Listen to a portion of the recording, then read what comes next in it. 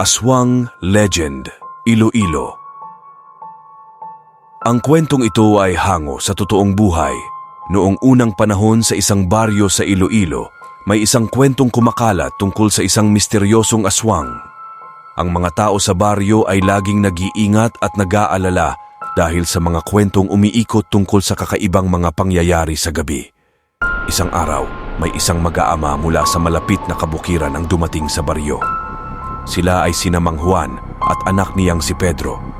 Sila ay nanggaling sa malalayong bundok at dala-dala ang kanilang mga ani. Sa kanilang pagdating, agad silang tinanggap ng mga lokal. Ngunit hindi iniiwasan ng mga tao ang pansin na mag-ama ay palaging sa gabi lang lumalabas ng kanilang tahanan. Isang gabi, nang mapansin ni Aling Maria ang mga pag-uugali ng mag-ama, siya ay nagpasyang sundan sila. Nahuli niya ang mag-ama habang tahimik na naglalakad papunta sa kagubatan. Natakot si Aling Maria nang makita niyang biglang nawala ang mag-ama sa kadiliman.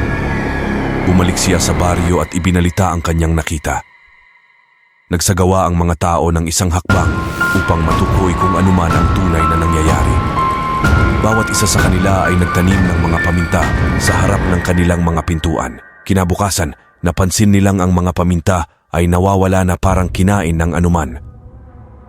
Ito ang naging tanda para sa mga tao na posibleng totoo ang kwentong aswang. Sa mga sumunod na araw, nagsagawa ang mga tao ng mga ritual at dasal upang mapanatili ang kanilang kaligtasan. Matapos ang ilang linggo ng mga pag-iingat, may mga nabatang kwento mula sa mga tagapamahayag na ang mag-ama ay nawawala na at wala nang nabalitaan mula sa kanila. Napagtanto ng mga tao na maaaring ang mag-ama ay hindi tunay na aswang, ngunit ang takot at haka-haka ay nanatiling bahagi ng kanilang kultura.